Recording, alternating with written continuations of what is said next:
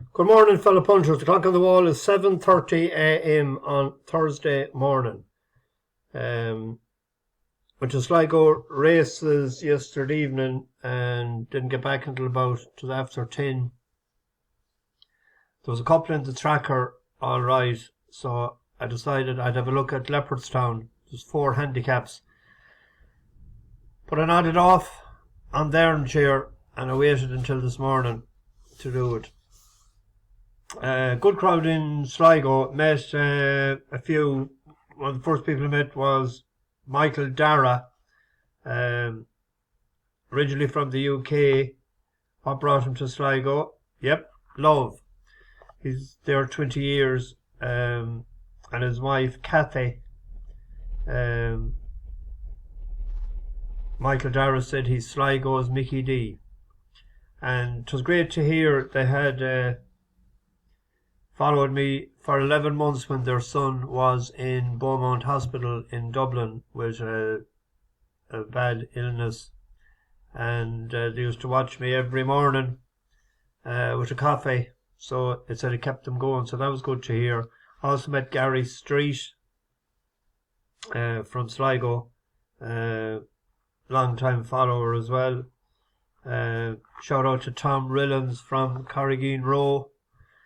Tom is a long time on the go. I've met him, I don't know, Galway, Roscommon, Sligo, Ballinrobe, down through the years. So it's good to have a chat with him this evening. Newcomers on the bus, Paddy Conlon and Kevin Tiernan. We had no luck yesterday and some of them ran worse than expected. We caught one at my fancy of the day, and anyone I met in Sligo, Dark Viper. When he needed to make the run, Foley is riding so well that he didn't wait for the gap to open. He went out to his left, to our right, as we looked at it down the track, and that created an opening for the winner, because if we stood where the gap came for the winner wouldn't get out. So that's a couple of times gaps has opened, but I just wonder if we were in that position, would the gaps have opened for us? And it was three or 3.5 lengths back to the third. Sligo uphill 5.5. I thought that had suited, but I don't know, it didn't. What else had we yesterday? The one the favourite I was taking on was 5-4, Warmonger, Prescott's, and he absolutely relished the surface and the trip. Shavasi ran well enough for a 3-year-old, finished third. Pace held up in the first few races in Sligo. Linwall was disappointing. Fred's mate, yeah, he was disappointing. Siester fell.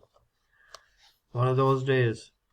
Anyway, I looked at the 4 handicaps in Leopardstown today with a view to try and getting one placed in each race if possible.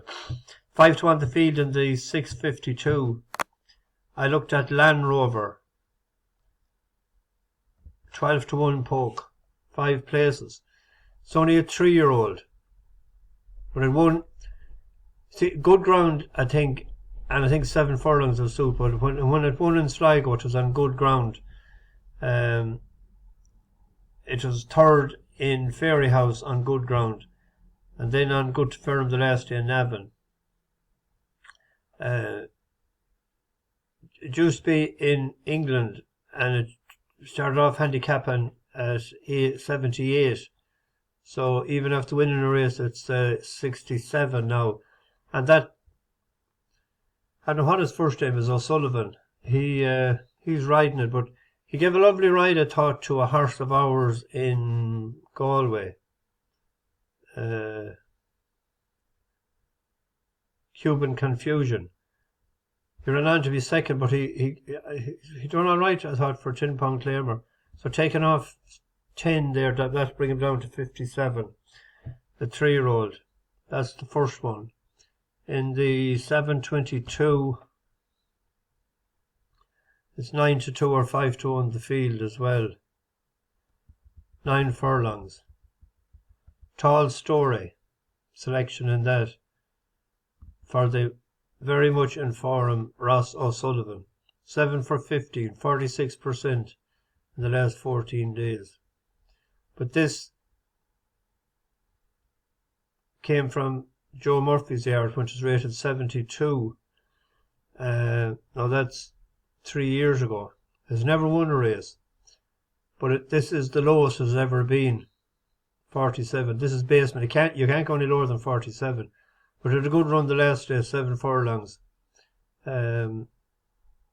which was a bit short for it, I thought, to staying on at the line to Skantanowski. So with Ross's horses going so well, that was the pick there.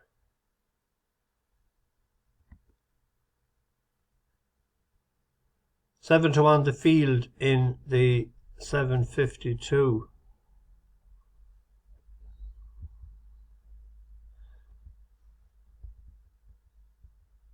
What did I pick here? Oh yes, EyeEye. That should be a favourite phrase by the TikTok men on the course with the bookies years ago. This is only a 4-year-old for Tom Mullins. Tom is decent enough for him. This came from George Bowie to Tom Mullins, and again when it went handicap, it was 86, 82 down along, and it's 66 now. First run this year was in a maiden in Killarney, and it beat a 72 rated horse by 3/4 of a length, so it may be well handicapped. Only a 4-year-old. Jack Cleary takes off 7. Now it's a 10 to 1 shot, I think.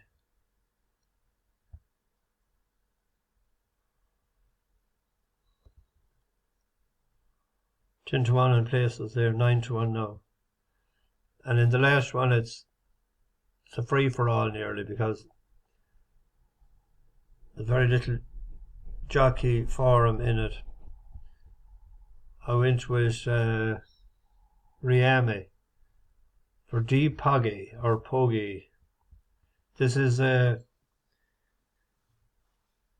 from 8 different countries.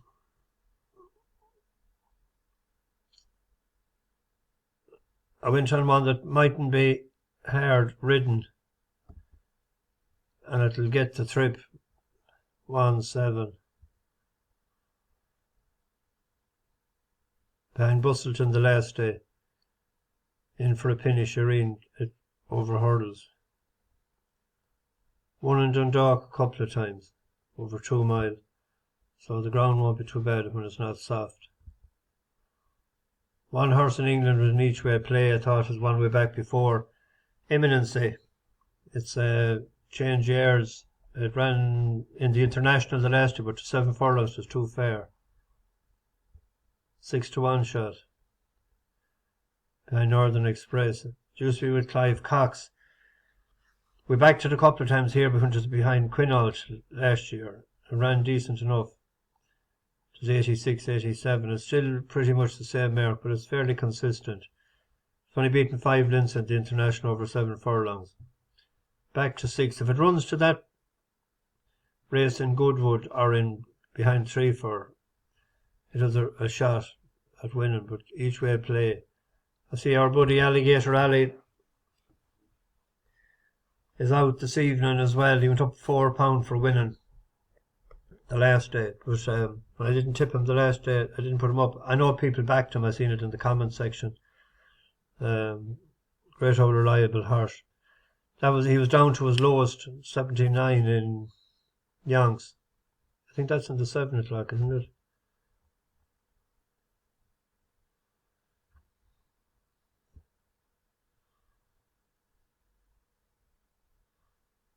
Yeah, 9, 10, 12.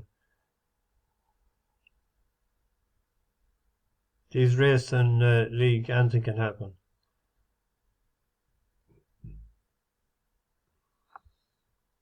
Anyway, I get this into the oven. I might or might not go to Sligo this evening. Pins. I was tired this morning. Bash the bookies over and out.